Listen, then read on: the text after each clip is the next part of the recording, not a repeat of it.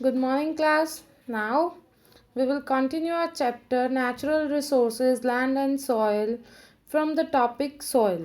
Mitti. Soil is one of the most valuable resources. Soil जो है वो सबसे कीमती resources में से एक है. It is an abiotic resource that is renewable. सबसे बड़ी बात ये क्या है, ये renewable है. It determines the quality of the land. It forms the basis of agriculture. ये भूमि की जो क्वालिटी है उसको बढ़ाती है, ये खेती का मुख्य भाग बनती है. It provide support and nourishment to the plants. ये पौधों को सपोर्ट और नरिशमेंट भी देती है. In turn animals and humans get food from the plants. अच्छी नरिशमेंट अगर पेड़ पौधों को मिलती है तो उसकी वजह से हमें खाना भी अच्छा मिलता है पौधों से. The thin topmost layer of the Earth's crust, made up of the fine rock particles and organic matter, is termed as soil.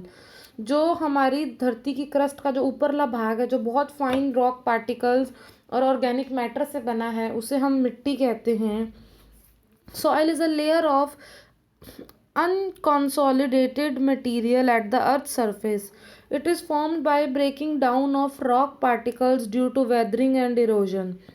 ये चट्टानों के टूटने की वजह से जो है मिट्टी की निर्माण होता है. इट कंटेन्स ह्यूमस और decayed plants and animals remains as well as living organisms, water and air. इसमें बहुत ज़्यादा हुमस, गले सड़े जानवर और पौधे, साथ में लिविंग ऑर्गेनिजम्स, पानी और हवा भी होती है, जो मिलके उसे एक संपूर्ण मिट्टी जो है वो बनाती है. Now we will study layers of soil. अलग अलग परतें मिट्टी की. For a farmer the term soil refers to the cultivated top layer only that has a depth of up to 15 to 20 centimetre. एक किसान के लिए मिट्टी का महत्व सिर्फ ऊपर वाली जो 15 से 20 सेंटीमीटर की लेयर है, जो कल्टीवेट करती है, उसकी भूमि को उपजाऊ बनाती है, वहीं तक है. ओ होरिजन और the top most layer of soil is humus. It is composed of decayed organic matter. It is however lacking in dry and arid areas. ये ऊपर वाला हिस्सा जो है बहुत ज़्यादा उपजाऊ होता है, हुमस और गले सड़े पेड़ पौधों से बना होता है. इस ये जो है बिल्कुल सूखे इलाके या फिर जो जहाँ पे ज़्यादा हवा चलती है उन इलाकों में ये जो पार्ट है वो नहीं मिलता. बी हॉरिजन और the sub soil is poor. जो बी हॉरिजन है, जो सब सॉइल है, वो poor in humus but contains minerals washed downwards by water from the upper layer. It contains gravel, clay and sand. जो ये बी होरिजन वाला एरिया है, जो टॉप सॉइल है, इसमें ज़्यादातर ग्रेवल, सैंड और क्ले जो है वो मिलती है. और अगर सी हॉरिजन की बात करें तो it is composed of weathered parent rock. It is dark in color. Big fragments of the weathered rock lie in this layer. It has little or no plants or animal life. ये बहुत नीचे की ज़मीन है, ये गाढ़े रंग की होती है, इसमें ज़्यादा पेड़ों की जो उम्र है वो नहीं होती, खेती नहीं होती. Now we will talk about the D horizon. It's composed of unweathered solid bed rock. ये बहुत सॉलिड बेड रॉक से मिली होती है, इस पर कोई प्लांट्स वगैरह बिल्कुल भी नहीं होते.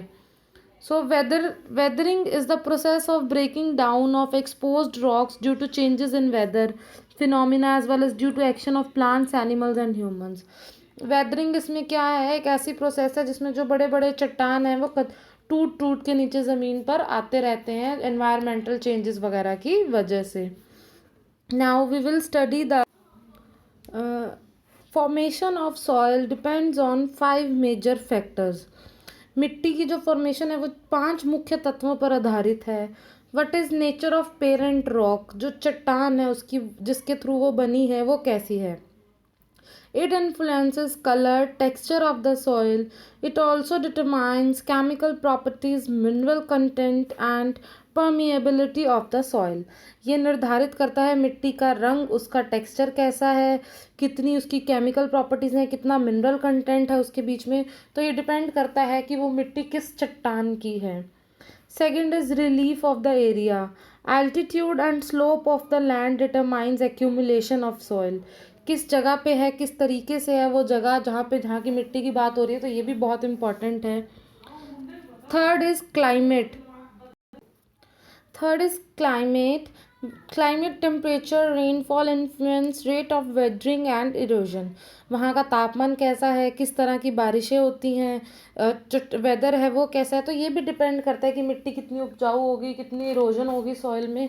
तो ये भी कहीं ना कहीं एक फैक्टर है। The fourth thing is vegetation. It determines the quantity of humus and microorganisms in the soil. It includes flora, fauna and microorganisms found in the soil. Vegetation, वहाँ की उपज कैसी है, कितनी क्वांटिटी में वहाँ मिट्टी में हुमस पाई जाती है, किस तरह के माइक्रो ऑर्गेनिजम्स हैं सॉइल में, ये भी जो एक मुख्य फैक्टर हैं फॉर्मुलेशन ऑफ सॉइल में, फॉर्मेशन ऑफ सॉइल में। The fifth, the most important factor is time. Usually 1000 years may pass in forming 20.5 centimeter of soil. Time determines thickness of soil. तो कहीं ना कहीं जो समय है, कितने समय पुरानी है, कितने समय से यहाँ मिट्टी की फॉर्मेशन हो रही है, वो भी एक मुख्य हिस्सा जो है वो निभाते हैं। तो ये मेन 5 फैक्टर्स थे जो सॉइल फॉर्मेशन में हेल्प करते हैं, जो हमने पढ़े। One is nature of parent rock, second is relief of the area, third is climate, fourth is vegetation and fifth is time. तो ये 5 मुख्य तत्व हैं जो मिट्टी को फॉर्मेशन में बहुत मुख्य रोल निभाते हैं। The quality of your soil determines the cultivation of land for crop production. मिट्टी की क्वालिटी निर्धारित करती है कि खेती कैसी होगी। Areas with rich thick fertile soil give good agricultural productions. Such soils are found in river valleys. वो जगहें जहाँ पर अच्छी मिट्टी है वहाँ पर खेती भी अच्छी है, और ये सारी जगहें जो हैं वो अक्सर नदियों के आसपास बसे शहरों में मिलती है। The soil type is most alluvium. It is very rich in nutrients because it is renewed every year during the annual floods. The vast stretches of fertile soil makes the river valley of the Nile in Egypt, Yangtze Kiang and Huanghu in China, Mississippi in USA, and the Indus-Ganga Brahmaputra in India some of the leading agricultural regions of the world. तो जहाँ जहाँ जिस जिस देश की मुख्य नदियाँ बहती हैं तो उसके इर्द गिर्द के जो रीजन्स हैं वो सबसे जो अच्छे माने जाते हैं खेती में, सबसे रिचेस्ट रीजन्स, मतलब एग्रीकल्चरल रिचेस्ट रीजन्स जो हैं या लीडिंग एग्रीकल्चरल रीजन्स जो हैं वो हैं हमारे देश के। Regions with thin unfertile soil and unproductive irrigation is required in such areas. Soil is vital for the agricultural development of any country. Soil जो है बहुत ज़रूरी है किसी भी देश की वाइटल डेवलपमेंट या एग्रीकल्चरल डेवलपमेंट के लिए। In our country where agriculture is the main stay of the economy, quality and distribution of soil resources is a great importance. जहाँ हमारे देश में अधिकतर जो लोग हैं वो खेती पर निर्धारित हैं, तो इन जगहों पर मिट्टी की जो क्वालिटी है वो बहुत ज़रूरी है। Main type of soil found in India. India में जो मुख्य तौर पर पाए जाने वाली मिट्टियाँ हैं वो हैं alluvial soil, black soil, red soil, laterite soil and desert soil. तो ये मुख्य तौर पर पाई जाने वाली मिट्टियाँ हैं।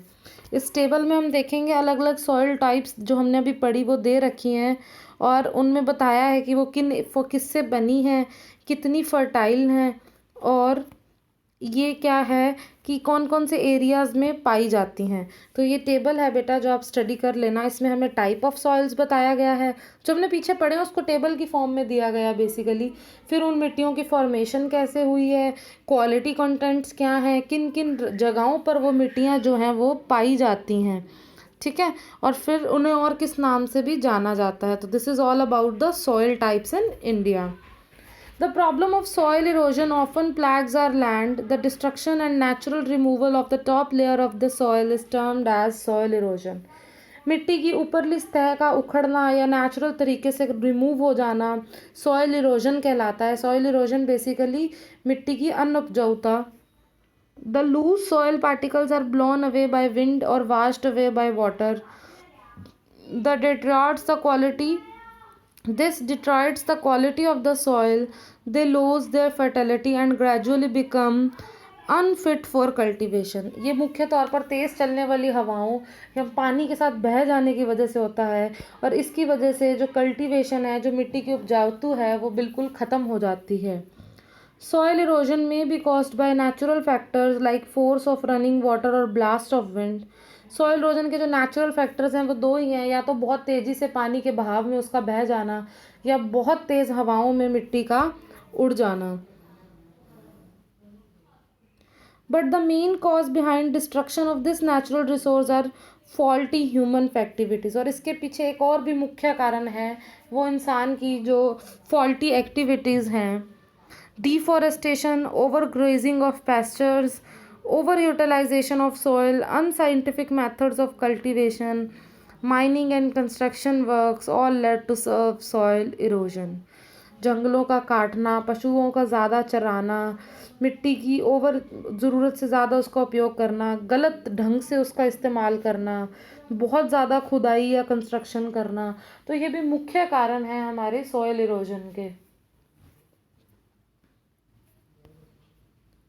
Next is soil conservation. अब मिट्टी को कैसे कंजर्व किया जा सकता है, उसे कैसे बचाया जा सकता है। Good agricultural production is necessary for the economic prosperity of any country like India. अच्छी उपज, अच्छी जो खेती बाड़ी, वो किसी भी देश की प्रॉस्पेरिटी के लिए बहुत ज़रूरी है, जैसे कि भारत की। Fertile soils helps a country to attain self sufficiency in agricultural production. अच्छी मिट्टी से देश इतना अच्छा अनाज उगा सकता है कि उसके देश के लिए वो पर्याप्त हो। The wide variety of soil in India supports variety of crops and provide livelihood to millions of people. It is therefore necessary to ensure planned management of this resource through soil conservation। भिन्न भिन्न प्रकार की मिट्टियाँ जो भारत में पाई जाती हैं, जिसमें अलग अलग तरह की खेती बाड़ी होती है, वो मुख्य तौर पे भारत में बहुत ज़्यादा जो है वो उपजाऊ कर देती है और लोगों को इतना लायक बनाती है कि इतना मतलब इंश्योर करा देती है कि हाँ, इतने मिलियंस ऑफ पीपल जो हैं वो उस पर जीवित रह पा रहे हैं। तो ये भी ज़रूरी है कि हम इसको कंजर्व करें, इसको ढंग से उपयोग करें। Soil conservation is the protection of the soil cover from the menace of soil erosion. Soil conservation का मुख्य जो मतलब बात है ये है कि हम किस तरीके से उसको मेंटेन करें, मिट्टी की सॉइल इरोजन को रोक के मिट्टी जो है वो अनउपजाऊ ना हो। Its objective is to maintain the quality of the soil by preventing its deterioration all over the world. Proper land use practices and special agricultural techniques have been adopted by the farmers as well as the government। बहुत से देशों में बहुत सारी ऐसी चीज़ें अपनाई गई हैं कि मतलब हम तरीके से मिट्टी को यूज़ करें और उसको जो है वो ख़राब ना होने दें। बहुत सारी कंट्रीज़ अलग अलग तरीके भी अपना रही हैं ऐसे। Some of the methods adopted for soil conservation, जो कुछ मेथड्स अपनाए गए हैं अब उनके बारे में पढ़ेंगे। First is afforestation or planting of more trees can help a lot in conserving the soil.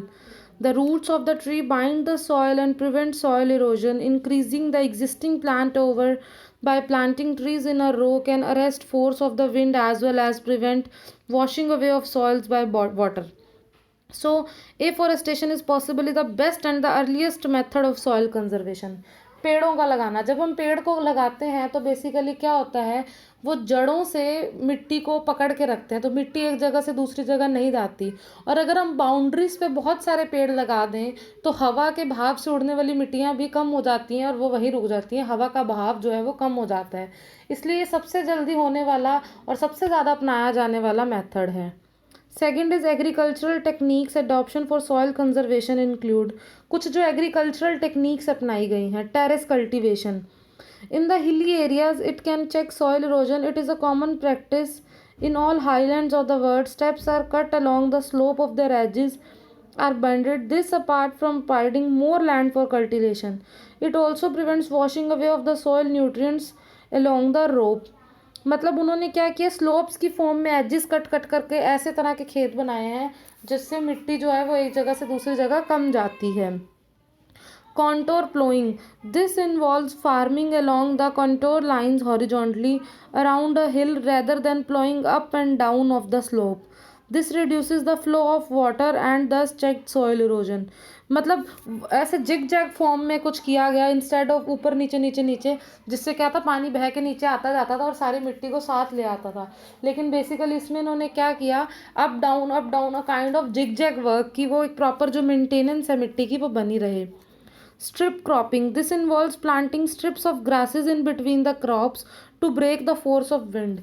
अब जो खेती करी है उसके बीच बीच में घास लगा देते हैं, जिससे वो मिट्टी को बांध के रखती है। Planting shelter belts. By planting trees in a row, the force of a wind can be checked. अब इसमें इन्होंने क्या किया कि मतलब चारों तरफ बड़े बड़े पेड़ लगा देने से क्या होगा, जो हवा की जो तेजी है वो थोड़ी कम हो जाएगी, तो उससे मिट्टी कम जाएगी एक जगह से दूसरी जगह। Crop rotation. This is done with the objective of maintaining soil fertility.